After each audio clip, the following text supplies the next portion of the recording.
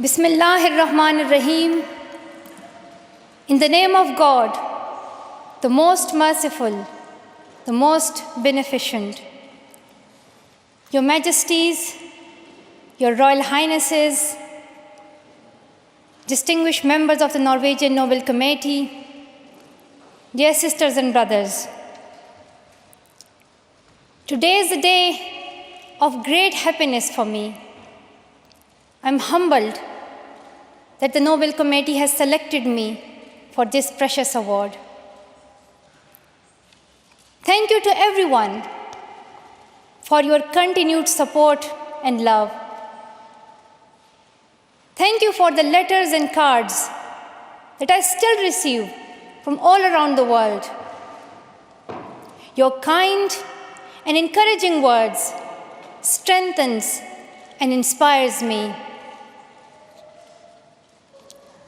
I would like to thank my parents for their unconditional love. Thank you to my father for not clipping my wings and for letting me fly.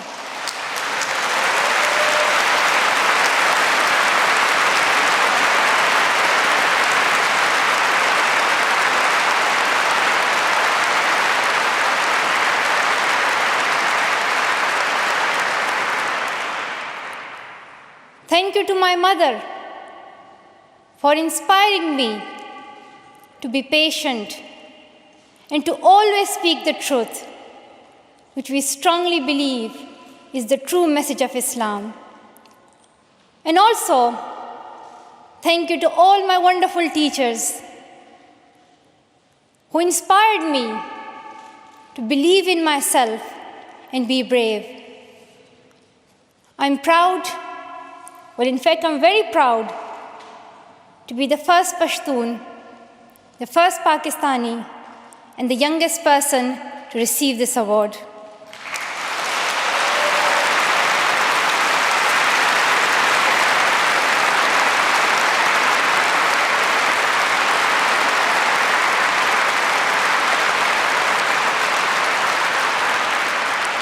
Along with that, I'm pretty certain that I'm also the first recipient of the Nobel Peace Prize who still fights with her younger brothers.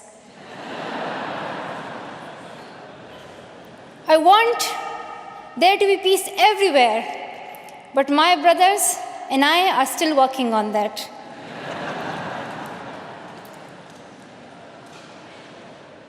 I'm also honored to receive this award together with Kailash Satyarthi, who has been a champion for children's rights for a long time, twice as long, in fact, than I have been alive. I'm proud that we can work together. We can work together and show the world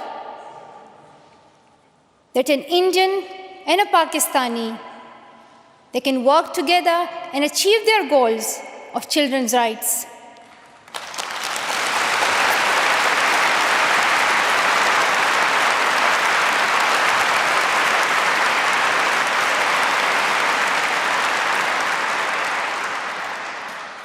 Dear brothers and sisters, I was named after the inspirational Malala of Maiwand, who is the Pashtun Joan of Arc.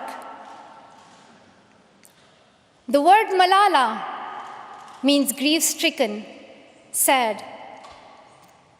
But in order to lend some happiness to it, my grandfather would always call me Malala, the happiest girl in the world. And today, I'm very happy that we are together fighting for an important cause. This award is not just for me. It is for those forgotten children who want education. It is for those frightened children who want peace. It is for those voiceless children who want change. I'm here to stand up for their rights, to raise their voice, It is not time to pity them. It is not time to pity them. It is time to take action. So it becomes the last time. The last time. So it becomes the last time that we see a child deprived of education.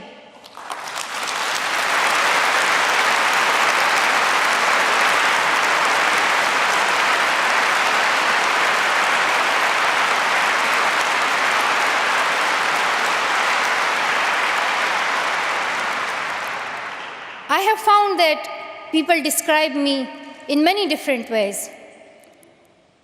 Some people call me the girl who was shot by the Taliban, and some the girl who fought for her rights.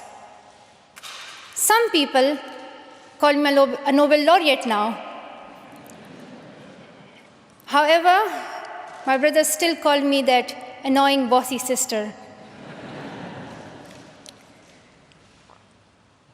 As far as I know, I'm just a committed and even stubborn person who wants to see every child getting quality education, who wants to see women having equal rights, and who wants peace in every corner of the world.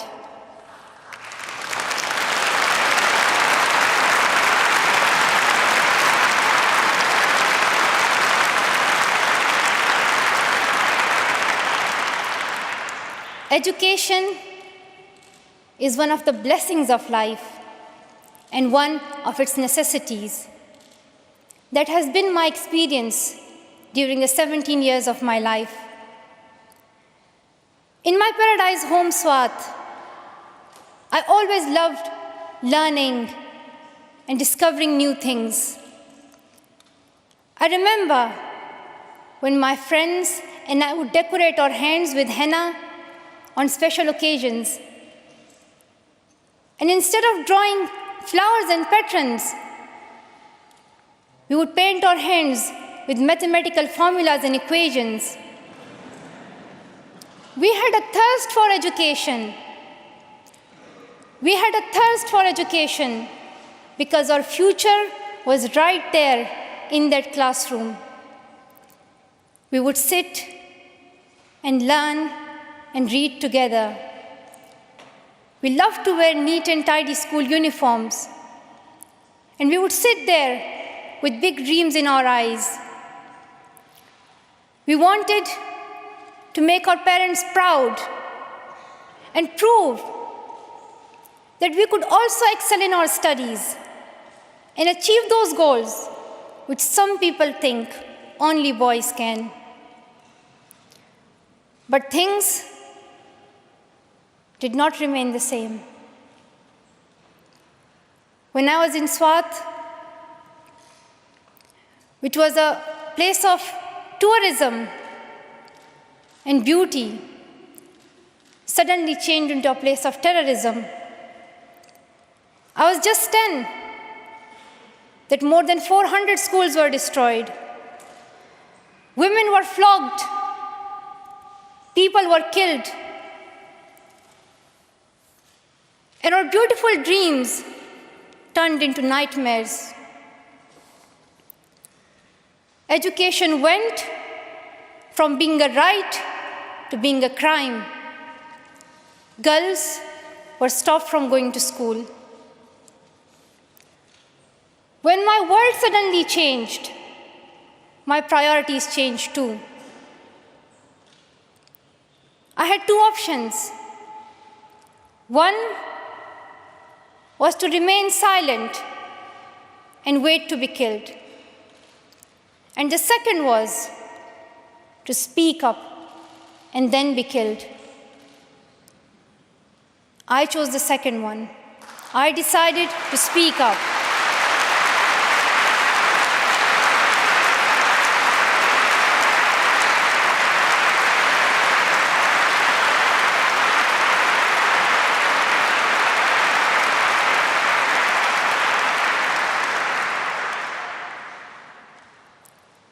We could not just stand by and see those injustices of the terrorists, denying our rights, ruthlessly killing people, and misusing the name of Islam, we decided to raise our voice and tell them, have you not learned that in the Holy Quran Allah says, if you kill one person, it is as if you kill the whole humanity? Do you not know that Muhammad, peace be upon him, the Prophet of mercy, he says, do not harm yourself or others. And do you not know that the very first word of the Holy Quran is the word Iqra, which means read? The terrorists tried to stop us and attacked me and my friends who are here today on our school bus in 2012. But neither their ideas nor their bullets could win. We survived. And since that day, our voices have grown louder and louder.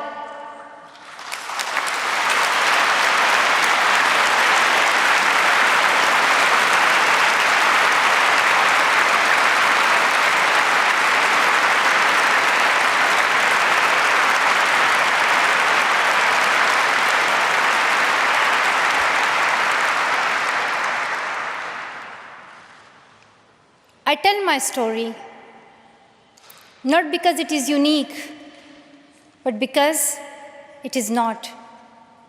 It is the story of many girls. Today, I tell their stories too.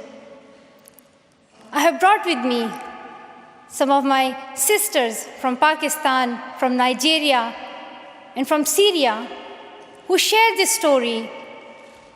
My brave sisters, Shazia and Kainat, who were also shot that day on our school bus, but they have not stopped learning. And my brave sister, Kainat Somro, who went through severe abuse and extreme violence. Even her brother was killed, but she did not succumb. Also my sisters here, whom I have met during my Malala Fund campaign. My 16-year-old courageous sister, Mozoon, from Syria, who now lives in Jordan as a refugee. And she goes from tent to tent, encouraging girls and boys to learn. And my sister, Amina, from the north of Nigeria, where Boko Haram threatens and stops girls and even kidnaps girls just for wanting to go to school. Though I appear as one girl, one person who is 5 foot 2 inches tall, if you include my high heels, it means I'm 5 foot only. I am not a lone voice. I'm not a lone voice. I am many. I am Malala, but I'm also Shazia. I'm Kainat. I'm Kainat Somro. I am Mozoon. I am Amina. I am those 66 million girls who are deprived of education. And today, I'm not raising my voice. It is the voice of those 66 million girls.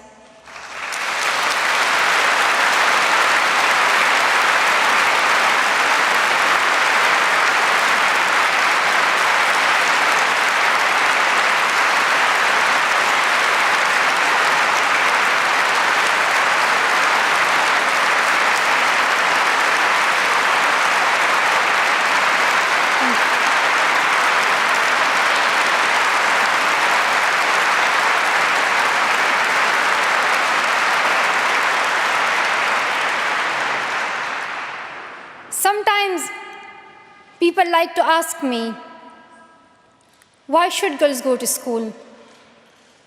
Why is it important for them? But I think the more important question is, why shouldn't they? Why shouldn't they have this right to go to school?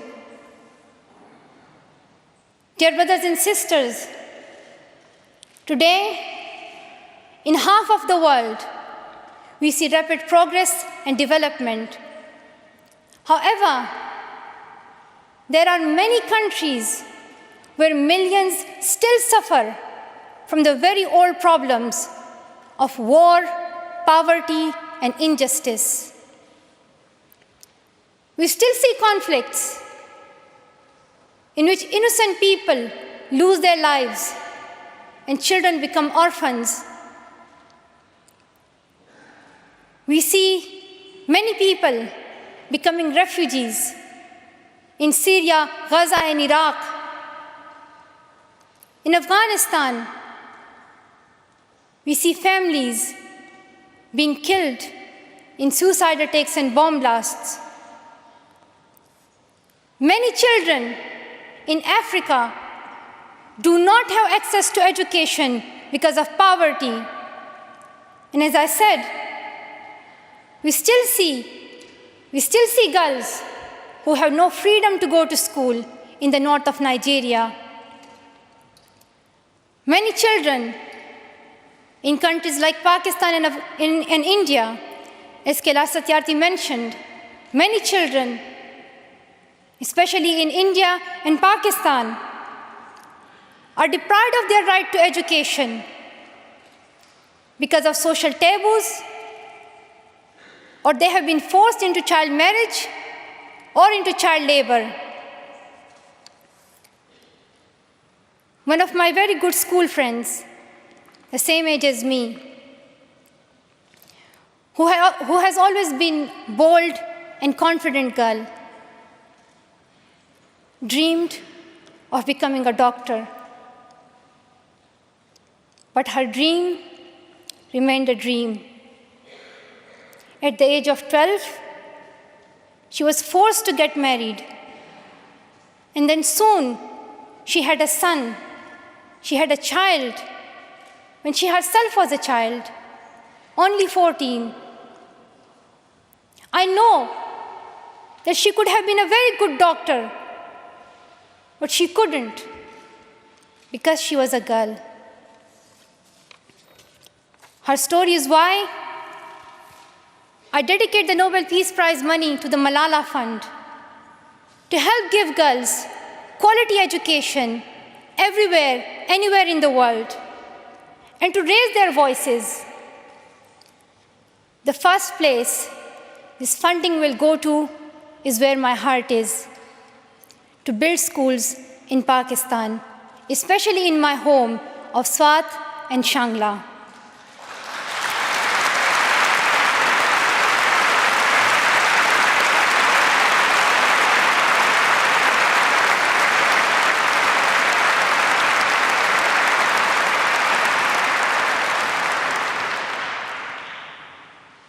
In my own village, there is still no secondary school for girls. And it is my wish and my commitment, and now my challenge, to build one so that my friends and my sisters can go there to school and get quality education, and they get this opportunity to fulfill their dreams. This is where I will begin, but it is not where I will stop. I will continue this fight until I see every child in school. Dear brothers and sisters,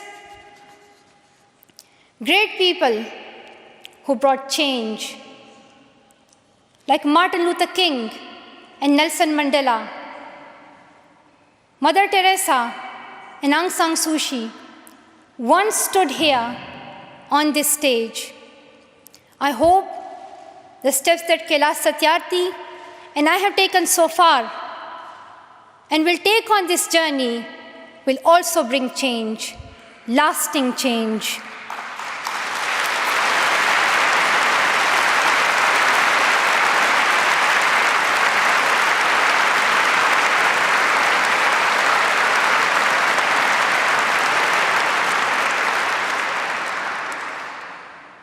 my great hope is that this will be the last time.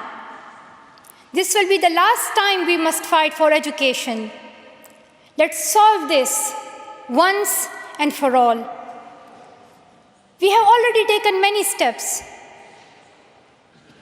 Now it is time to take a leap. It is not time to tell the world leaders to realize how important education is. They already know it. Their own children are in good schools.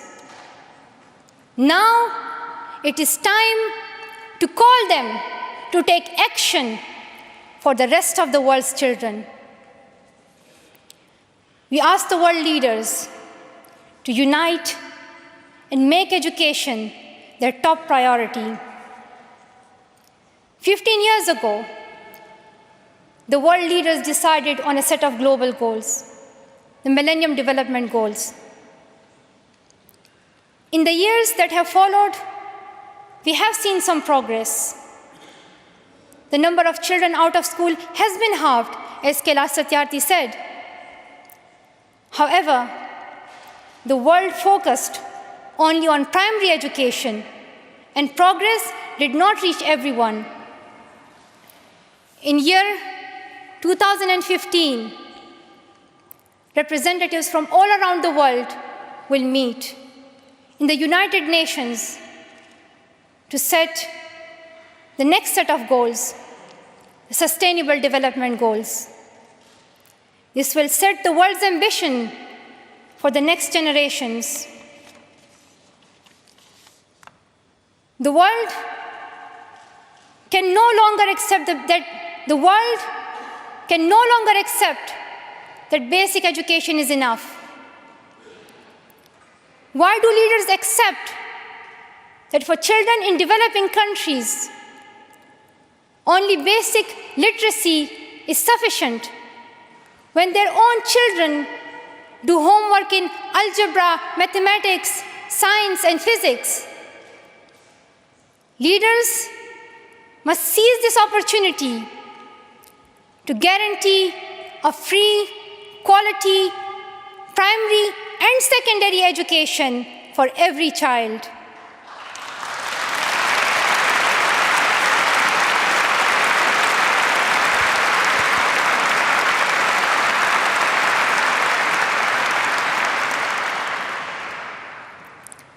Some will say this is impractical, or too expensive, or too hard, or maybe even impossible. But it is time the world thinks bigger. Dear sisters and brothers,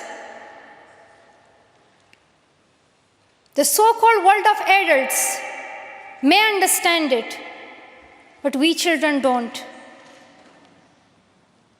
Why is it that countries which we call strong are so powerful in creating wars, but are so weak in bringing peace?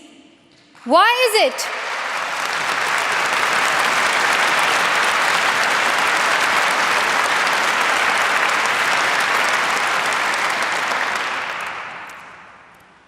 Why is it that giving guns is so easy, but giving books is so hard?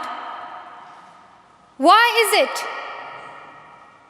Why is it that making tanks is so easy, but building schools is so hard? We are living in the modern age, and we believe that nothing is impossible. We have reached the moon 45 years ago, and maybe we'll soon land on Mars. Then, in this 21st century, we must be able to give every child quality education. Dear sisters and brothers, dear fellow children, we must work, not wait. Not just the politicians and the world leaders, We all need to contribute. Me, you, we. It is our duty. Let us become the first generation to decide to be the last.